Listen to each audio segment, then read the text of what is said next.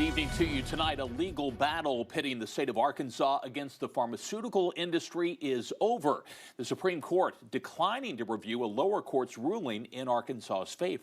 Channel 7's Andrew Mobley spoke with one of the lawmakers behind that Arkansas law, and he joins us in studio tonight with more. Andrew.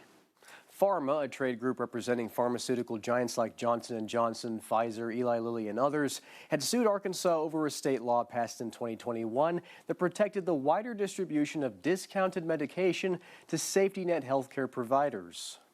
Act 1103 countered attempts by pharmaceutical companies beginning in 2020 to significantly limit what kinds of Arkansas pharmacies could provide drugs discounted under a federal program called 340B that required drug companies participating in Medicaid to sell discounted medication to clinics serving low-income, uninsured, and rural communities. They always trying to figure out ways to create more dollars for themselves. Act 1103, which Murdoch co-sponsored, prohibited the exclusion of third-party contract pharmacies from the 340B program.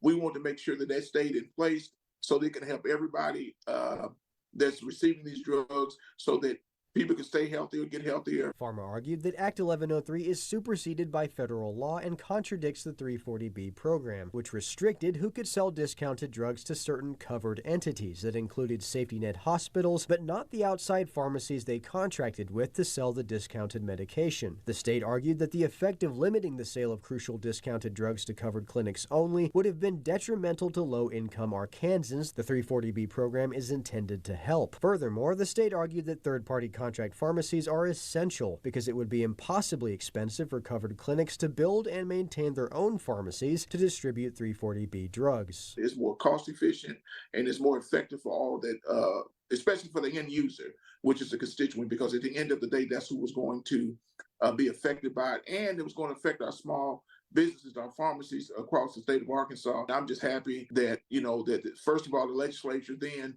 stood up and stood for the people of Arkansas and the businesses to make sure that we were able to pass it. And then I'm so glad that the judicial system has stood up through the courts and also supported it. The Supreme Court's denial of PhRMA's petition today means the ruling by the 8th Circuit Court of Appeals continues to stand and ensures that Arkansans under the poverty line will continue to have wider access to more affordable medication. On your side, I'm Andrew Mobley. Okay, Andrew, thanks very much. We did hear from the Arkansas Attorney General Tim Griffin on this today. He says this is a big win for Arkansas's drug access law. Act 1103 fills a gap in federal law that manufacturers exploited to deny equal drug access to rural patients. Today's win, he says, means that manufacturers must continue to provide equal access to patients across Arkansas.